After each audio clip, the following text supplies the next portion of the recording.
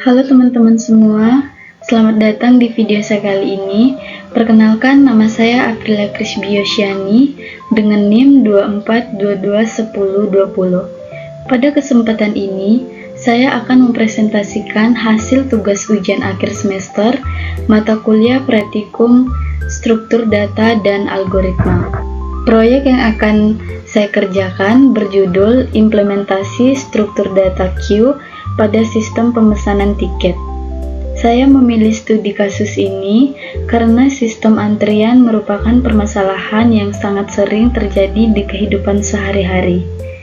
Kita menemukannya pada pembelian tiket, layanan publik, rumah sakit, hingga berbagai bentuk pelayanan lainnya. Melalui tugas ini, saya menunjukkan bahwa konsep struktur data yang dipelajari di perkuliahan tidak hanya bersifat teori, tetapi dapat diterapkan secara nyata untuk membantu menyelesaikan permasalahan di masyarakat menggunakan program komputer. Selanjutnya, saya akan menjelaskan permasalahan yang melatar belakangi pembuatan sistem ini. Pada slide ini, saya akan menjelaskan permasalahan yang terjadi latar belakang pembuatan program.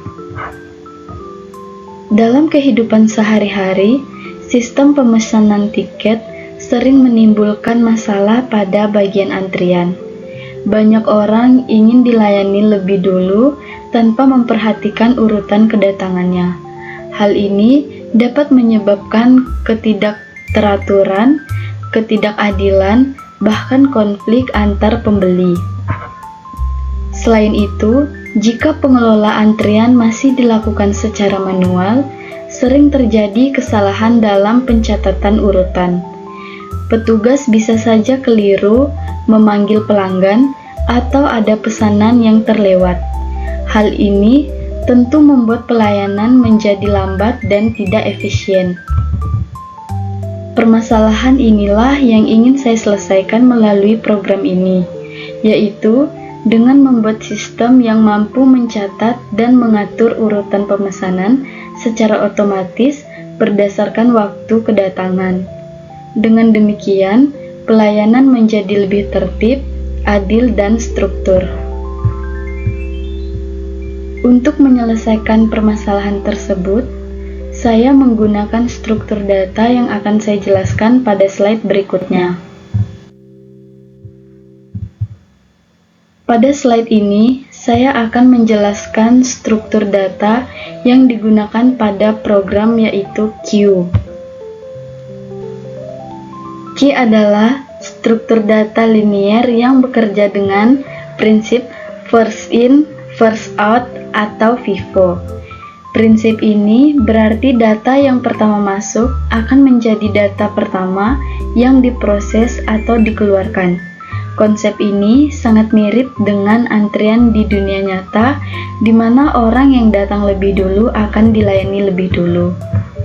Dalam sistem pemesanan tiket yang saya buat, setiap pemesanan yang datang akan dimasukkan ke dalam antrian sesuai urutan kedatangannya.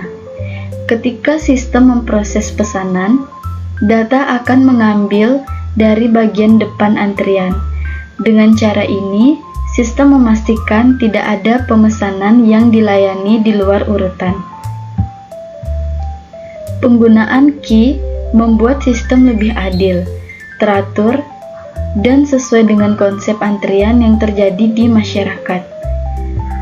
Selanjutnya, saya akan menjelaskan alasan mengapa struktur queue dipilih dalam sistem ini. Pada slide ini, saya akan menjelaskan alasan pemilihan struktur data queue dalam sistem pemesanan tiket. Queue yang dipilih karena karakteristiknya paling sesuai dengan sistem pelayanan yang berbasis urutan. Dalam pemesanan tiket, pemesanan yang datang lebih dulu seharusnya dilayani lebih dulu. Prinsip ini sama persis dengan cara queue, yaitu first in, first out. Selain itu, Ki mampu mencegah terjadinya penyelipan antrian. Sistem hanya memproses data yang berada di bagian depan antrian, sehingga tidak ada pemesanan yang bisa dilayani sebelum gilirannya. Dari sisi implementasi, Ki juga relatif sederhana untuk diterapkan dalam program Python. Operasi dasarnya seperti Enki dan Deki memiliki proses yang cepat, sehingga sistem tetap efisien meskipun jumlah pesanan bertambah. Dengan alasan tersebut, Ki menjadi struktur data yang paling tepat untuk menyelesaikan permasalahan pada sistem pemesanan tiket ini. Setelah memahami struktur data yang digunakan, berikut saya akan tampilkan implementasi program beserta hasil outputnya. Pada slide ini ditampilkan potongan kode program serta hasil output ketika program dijalankan. Program dibuat berbasis menu interaktif agar pengguna dapat memilih tindakan sesuai kebutuhan. Saat program dijalankan, sistem menampilkan 4 pilihan menu, yaitu menambahkan pesanan tiket, memproses pesanan berikutnya, melihat antrian, dan keluar dari program. Tahap pertama, ketika pengguna memilih menu tambahan pesanan, sistem meminta input untuk memesan dan jumlah tiket yang ingin dipesan. Setelah data dimasukkan, program menjalankan proses Enki, yaitu menambahkan data ke bagian belakang antrian. Output menunjukkan bahwa pemesanan berhasil masuk ke antrian. Tahap kedua, ketika pengguna memilih menu proses pemesanan, sistem akan memeriksa apakah potongan kosong atau tidak. Jika antrian tidak kosong, program menjalankan proses Deki, yaitu mengambil pesanan yang berada di depan antrian. Output menampilkan nama pemesan dan jumlah tiket yang sedang dilayani.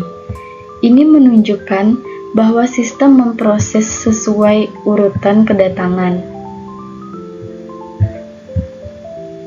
Tahap ketiga, pada menu lihat antrian, sistem menampilkan seluruh daftar pemesanan yang masih menunggu.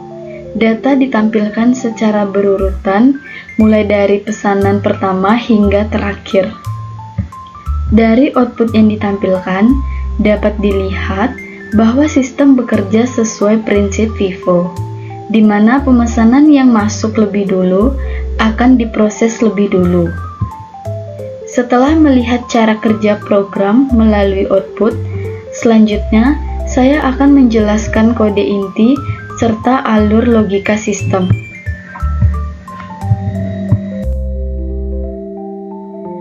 Pada slide ini, saya akan menjelaskan bagian kode inti yang menjadi dasar jalannya sistem. Program dibuat menggunakan Python dengan struktur data key yang diimplementasikan melalui Deki. Di awal, program dibuat sebuah antrian kosong yang akan menyimpan data pesanan tiket. Menu utama ditampilkan menggunakan perulangan agar program terus berjalan sampai pengguna memilih keluar. Di dalam perulangan tersebut, terdapat percabangan untuk membaca pilihan pengguna. Ketika pengguna memilih tambah pesanan, sistem menerima input nama dan jumlah tiket.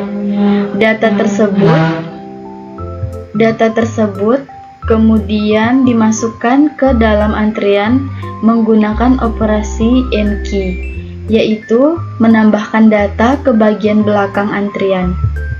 Saat pengguna memilih proses pemesanan, sistem terlebih dahulu mengecek apakah antrian kosong. Jika tidak kosong, sistem menjalankan operasi Deki untuk mengembali data dari bagian depan antrian. Proses ini menunjukkan penerapan langsung konsep FIFO dalam kode program. Pada menu lihat antrian, sistem menampilkan seluruh isi antrian sebagai bentuk monitoring tanpa mengubah data yang ada. Dari bagian kode ini, terlihat bahwa operasi N-key dan D-key menjadi pusat dari jalannya sistem. Untuk memperjelas alur kerja program secara keseluruhan, berikut saya tampilkan flowchart sistem. Pada slide ini ditampilkan flowchart yang menggambarkan alur kerja program secara visual dari awal hingga akhir. Proses dimulai dari simbol start yang menandakan program dijalankan. Setelah itu, sistem menampilkan menu utama kepada pengguna. Dari menu utama, alur percabangan sesuai dipilih pengguna. Jika memilih tambah pesanan, sistem meminta input nama dan jumlah tiket. Kemudian data dimasukkan ke dalam antrian melalui proses N-key. Setelah itu, alur kembali ke menu utama. Jika memilih proses pemesanan, sistem melakukan pengecekan kondisi antrian. Jika antrian kosong, sistem menampilkan pesan bahwa tidak ada pemesanan yang bisa dilayani. Jika tidak kosong, sistem mengambil pemesanan dari bagian depan antrian menggunakan D-key, lalu menampilkan informasi pemesanan yang sedang dilayani. Setelah proses selesai, alur kembali ke menu utama. Jika melihat antrian, sistem menampilkan seluruh daftar pemesanan yang masih menunggu. Kemudian kembali ke menu. Jika pengguna memilih keluar, alur menuju simbol N yang menandakan proses selesai. Flowchart ini menunjukkan bahwa sistem bekerja dalam siklus berulang dan seluruh proses pelayanan mengikuti urutan antrian sesuai prinsip FIFO. Selanjutnya, saya akan membahas analisis efisiensi dari sistem yang telah dibuat. Pada slide ini, saya akan menjelaskan analisis efisiensi program berdasarkan kompleksitas waktu atau BIKO. Operasi utama dalam struktur data key adalah N-key dan D-key. Pada program ini, kedua operasi tersebut memiliki kompleksitas waktu O1, artinya waktu yang dibutuhkan untuk menambahkan atau mengambil data dari antrian tidak tergantung pada banyaknya jumlah pemesanan. Operasi tetap berlangsung dengan cepat meskipun data dalam antrian bertambah. Sementara itu, operasi untuk menampilkan seluruh isi antrian memiliki kompleksitas ON karena sistem harus membaca setiap data yang ada di dalam antrian satu persatu. Secara keseluruhan, sistem ini tergolong efisien karena operasi utamanya berjalan dalam waktu konstan. Hal ini membuat sistem tetap stabil dan responsif, meskipun jumlah pemesanan meningkat. Sebagai bagian akhir presentasi, berikut saya sampaikan kesimpulan sekaligus refleksi dari praktik yang telah dilakukan. Pada slide terakhir ini, saya menyampaikan kesimpulan sekaligus refleksi dari praktik yang telah saya lakukan. Dari hasil implementasi program, dapat disimpulkan bahwa struktur data key yang sangat efektif digunakan dalam sistem pemesanan tiket. Sistem mampu mengatur antrian sesuai prinsip first in, first out, sehingga pelayanan menjadi lebih adil, tertib, dan terstruktur. Program juga berjalan dengan baik, mulai dari proses penambahan pemesanan antrian, hingga menampilkan daftar antrian. Selain itu, program ini menunjukkan bahwa permasalahan nyata di dunia masyarakat, seperti ketidakteraturan antrian, dapat diselesaikan menggunakan konsep struktur data yang dipelajari di perkuliahan. Sebagai refleksi praktik, saya menjadi lebih memahami teori struktur data, tidak hanya berhenti pada konsep, tetapi dapat diterapkan secara nyata dalam bentuk program.